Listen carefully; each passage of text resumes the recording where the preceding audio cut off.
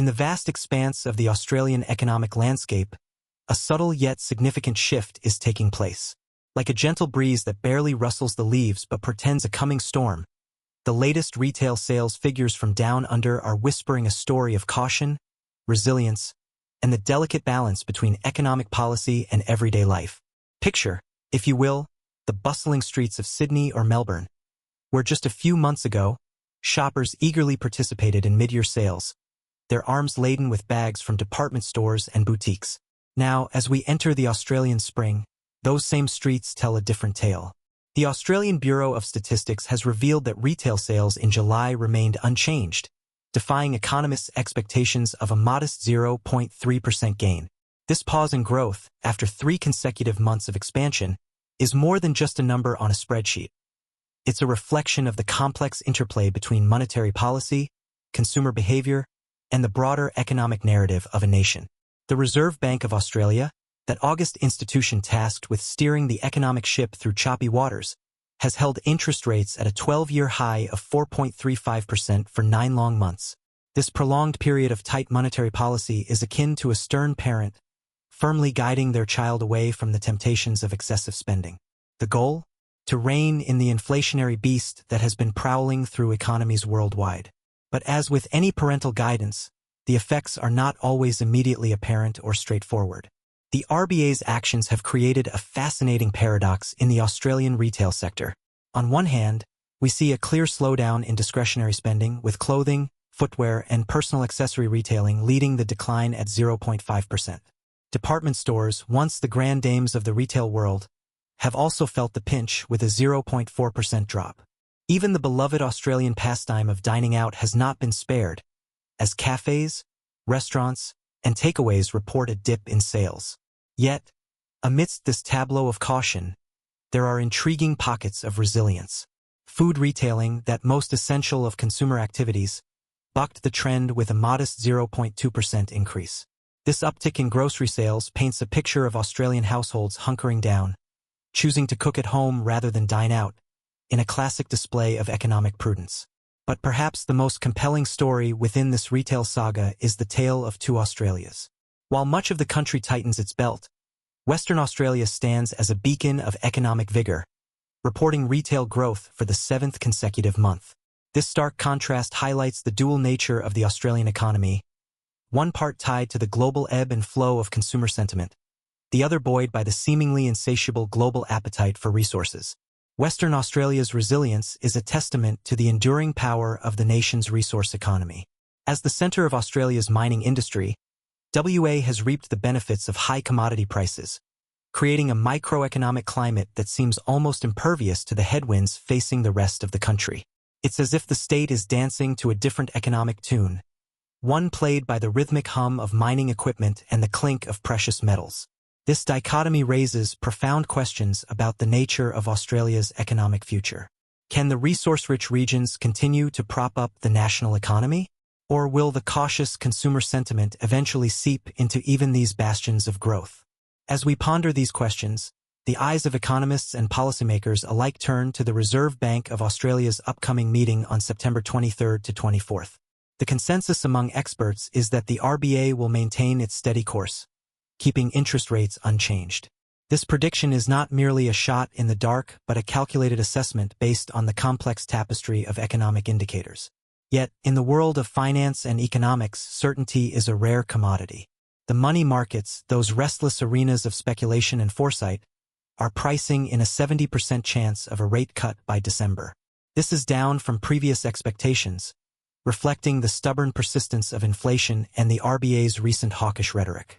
It's a high-stakes game of economic chess, where every move by the central bank is scrutinized for hints of future strategy. The implications of these monetary policy decisions extend far beyond the realm of high finance. They trickle down to the everyday lives of millions of Australians, influencing everything from mortgage payments to job security. The RBA's balancing act is not just about numbers on a page. It's about the dreams and aspirations of countless families across the nation. As we delve deeper into this economic narrative, it's crucial to understand the broader context. Australia, like many developed economies, is navigating a post-pandemic landscape fraught with uncertainties. The global supply chain disruptions, geopolitical tensions, and the ongoing transition to a more sustainable economy all play their part in shaping consumer behavior and economic outcomes.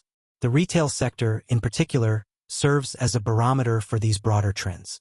It's where macroeconomic policies meet microeconomic realities, where the abstract concepts of inflation and interest rates translate into tangible decisions about whether to buy a new pair of shoes or dine out on a Friday night. The stagnation in retail sales is more than just a temporary blip. It's a signal of a deeper shift in consumer psychology. Australians, known for their optimism and resilience, are adopting a more cautious approach to spending. This isn't necessarily a negative development.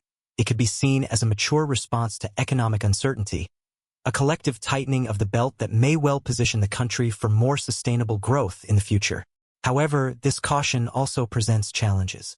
Retail is a significant employer in Australia, and prolonged weakness in the sector could have ripple effects throughout the job market. Moreover, consumer spending is a crucial driver of economic growth.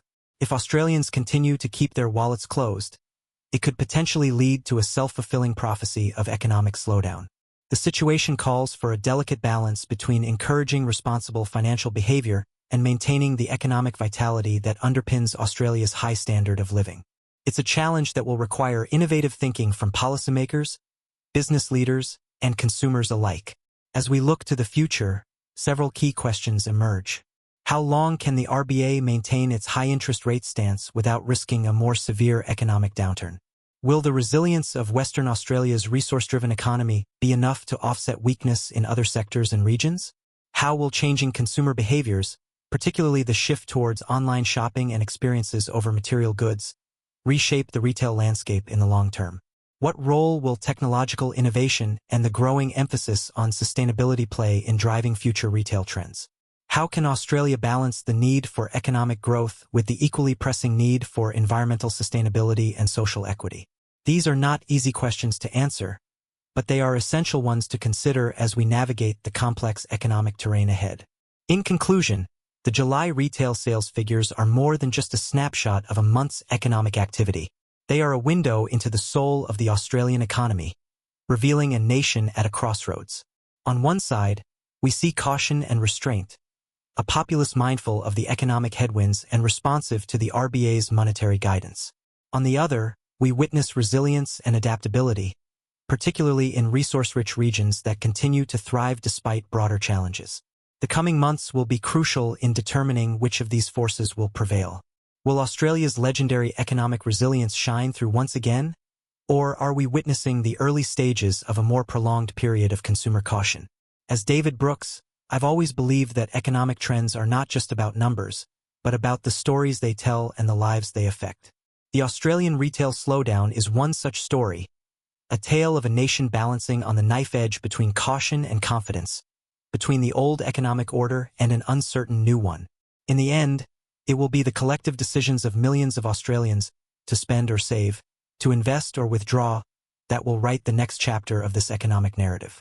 And as they make these decisions, they will be shaping not just their own financial futures, but the very character of their nation's economy. The retail sector may be experiencing a moment of pause, but the Australian economic story is far from over. It is, in many ways, just beginning a new and fascinating chapter.